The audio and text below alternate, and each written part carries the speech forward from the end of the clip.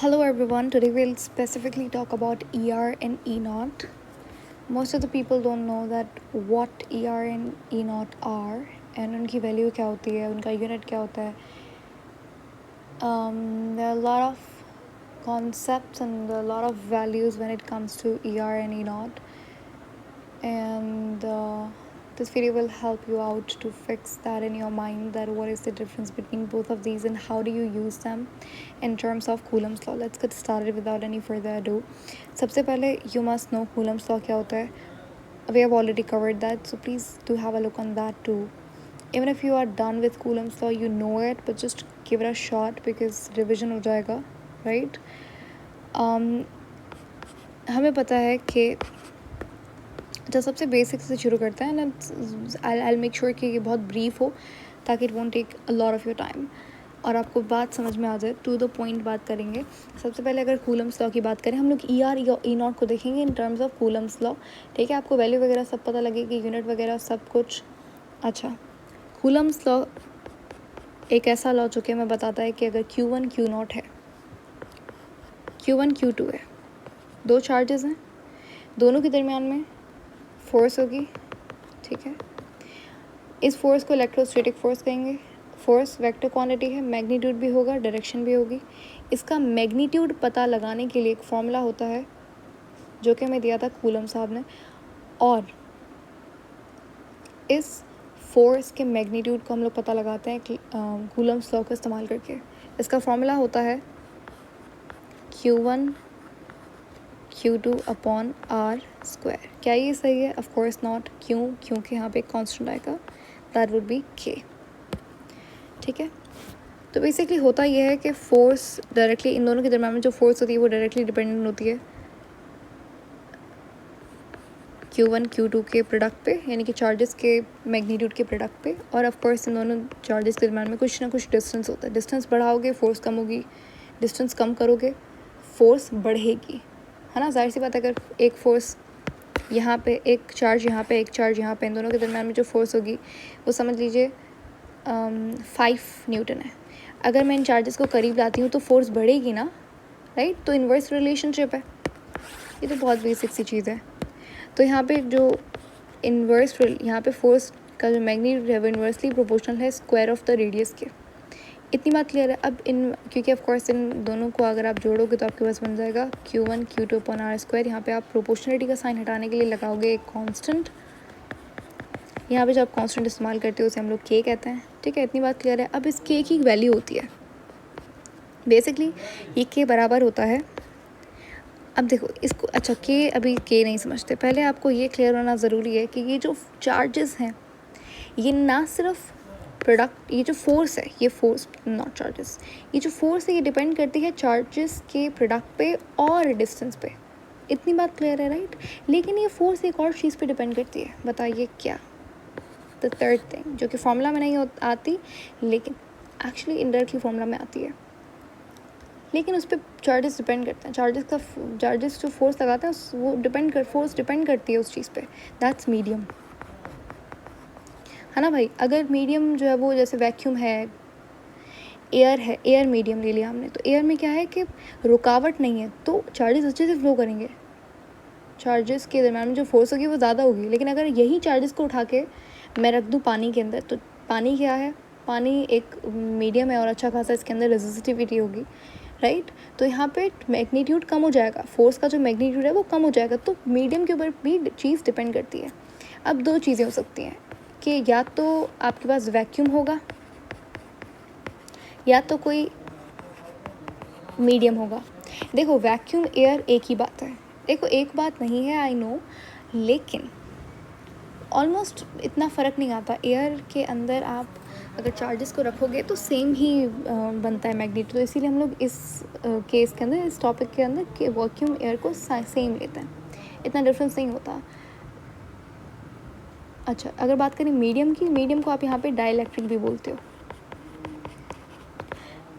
तो यहीं अगर मैं चार्जेस को डाइलेक्ट्रिक में रख देती हूँ तो हर डाइलेक्ट्रिक का अपना फोर्स का मैग्नीट्यूड होता है.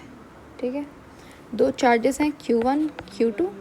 ठीक है, इनको मैंने रखा पहले एयर के अंदर, ठीक है, तो मैग्नीट्यूड था यहाँ पे 10 न्यूटन, फोर्स का मैग्नीट्यूड। ठीक है, हम बार बार मैग्नीट्यूड बोल रही हूँ। मैग्नीट्यूड किसका मैग्नीट्यूड? ये जो चार्जेस हैं भाई, इन दोनों के दरम्यान में फोर्स होगी, उस फोर्स का मैग्नीट्यूड की बात हो रही है। ठीक है, अगर यही सेम चार्जेस मैंने उठा के रख दिए एयर से वाटर के अंदर, ठीक है, तो मैग्नीट्यूड क्या हो गया? 5 न्यूटन हो गया। यही चार्जेस अगर मैंने उठा के वुड के अंदर रख दिए, मतलब वुड एज अ मीडियम इस्तेमाल किया, ठीक है, तो यहाँ पे ये हो गया 1 न्यूटन। ठीक है, तो हर मीडियम के अंदर फोर्स चेंज होती है। ठीक है, अच्छा, ये जो आप के देख रहे हो, अब आपको के समझ में आ जाएगा। और अब एक्चुअली स्टोरी आती है ई आर की और ई नॉट की। देखिए, के का फॉर्मूला होता है, के को आप कैलकुलेट करते हो 1/4 पाई एप्सिलॉन नॉट के। ये बात हो रही है वैक्यूम की या फिर एयर की। ठीक है, एप्सिलॉन नॉट क्या है? एप्सिलॉन नॉट कहा जाता है परमिएटिविटी ऑफ फ्री स्पेस को। परमिएटिविटी यानी कि परमिएबिलिटी, हम कहते हैं ना सेल वॉल की परमिएबिलिटी, फुली परमिएबल होता है, सेल मेम्ब्रेन पार्शियली परमिएबल होता है। परमिएबल यानी कि अलाउ करना, किसी चीज़ को अपने अंदर में से गुजरने के लिए अलाउ करना। तो फ्री स्पेस यानी कि वैक्यूम यानी कि एयर, इनके अंदर फोर्स ज़्यादा होती है। क्यों? क्योंकि परमिएटिविटी ज़्यादा होती है। तो ई नॉट क्या है? वो वैल्यू है जो कि मैं बताती है कि एयर वैक्यूम के अंदर, फ्री स्पेस के अंदर कितनी परमिटिविटी होती है। ठीक है, कितना परमिशन मिलता है चार्जेस को फ्लो करने में। इस ई नॉट की पर्टिकुलर वैल्यू होती है, वो होती है 8.85 इंटू 10⁻⁻12 कूलम स्क्वायर पर न्यूटन मीटर स्क्वायर। इतनी बात क्लियर है? ये वैल्यू अगर आप पुट कर दोगे इस फॉर्मूला के अंदर, आपको के की वैल्यू मिल जाएगी। सिंपल है ना?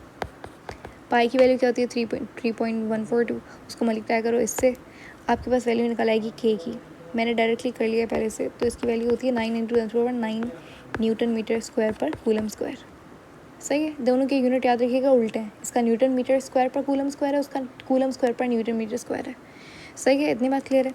अच्छा, ये तो हो गया एप्सिलॉन नॉट ये के। अगर यही चार्जेस को, ये तो था वैक्यूम और एयर के बारे में, अगर मैं कहूँ यही दोनों चार्जेस को मैं उठा के रख दूँ किसी डाइलेक्ट्रिक के अंदर, पानी के अंदर रख दिया मैंने, तो अब बताइए फोर्स क्या होगी? तो अब आप यहाँ पे एक और कांस्टेंट को इंट्रोड्यूस करते हो जिसे आप बोलते हो ई आर। जिसे आप क्या बोलते हो? E R.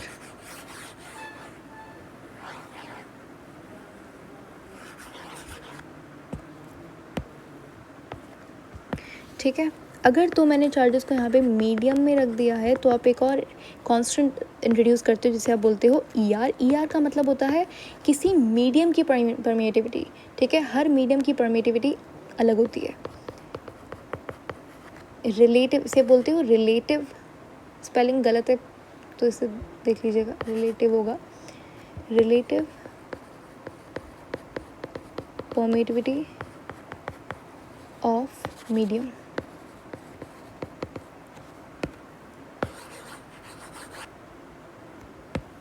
ठीक है,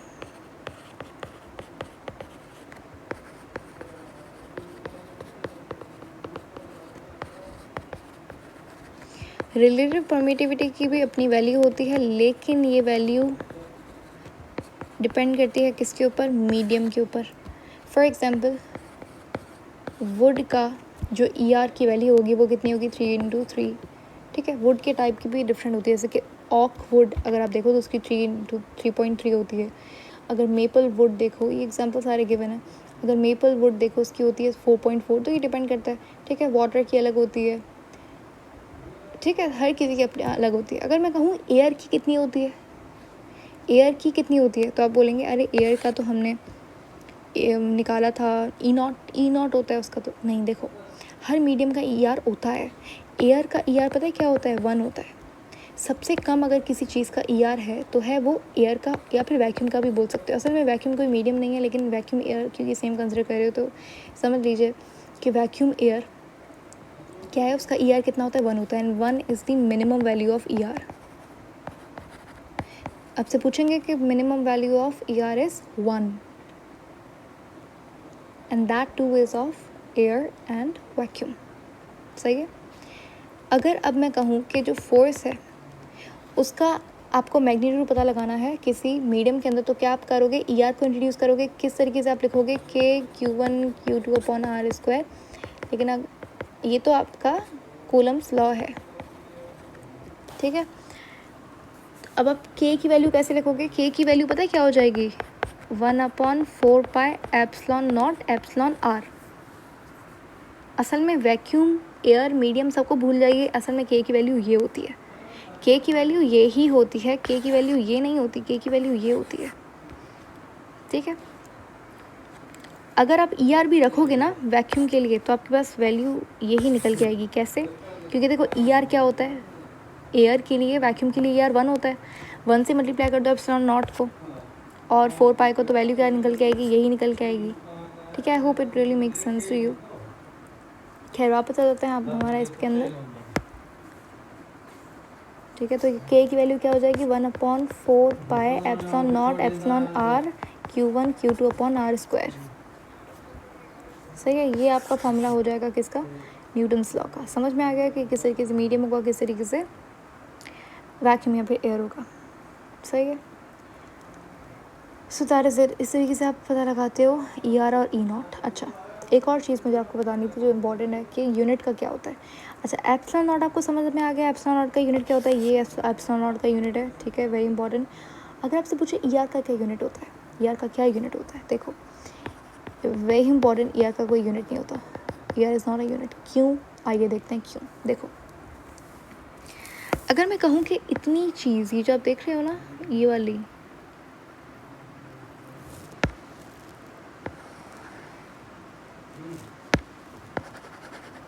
ये पूरी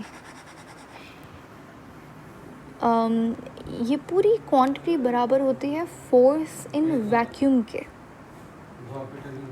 ठीक है। अगर मैं कहूँ कि ये पूरी क्वांटिटी बराबर है फोर्स इन वैक्यूम के, है ना, यही फॉर्मूला था जो हमने लिखा था यहाँ पे। अगर आप देखो के की वैल्यू मैंने ये कंसिडर की थी, राइट।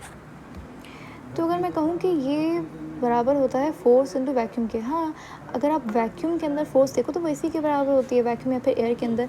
तो इसको मैं इस तरीके से लिख सकती हूँ, ये फोर्स इन मीडियम की बात हो रही है, ठीक है। ई आर जब आप लगाते हो, जब आप फोर्स इन मीडियम निकाल रहे होते हो, तो ये मैं लिख दूँ force in vacuum upon e r आ जाएगा, ठीक है। तो ये आप, ये समझ में आ गया, ठीक है। अब ई आर को अगर मुझे निकालना है तो ई आर किसके बराबर हो जाएगा, force in vacuum divided by force in medium. तो ई आर क्या है, रेशो है किसका, फोर्स का, फोर्स जो कि वैक्यूम के अंदर है, फोर्स जो कि मीडियम के अंदर। तो ई आर क्या हुआ, ई आर रेशो हुआ। फोर्स का यूनिट होता है न्यूटन, इसका यूनिट होता है Newton, Newton cancel, no unit क्योंकि रेशो है, सही है। तो ये इसीलिए ई आर का कोई यूनिट नहीं होता, वेरी इंपॉर्टेंट, ठीक है। So that is it, E R E naught. I hope it's very clear to you. Bye, see you later in the next video. अगली बार हम लोग देखेंगे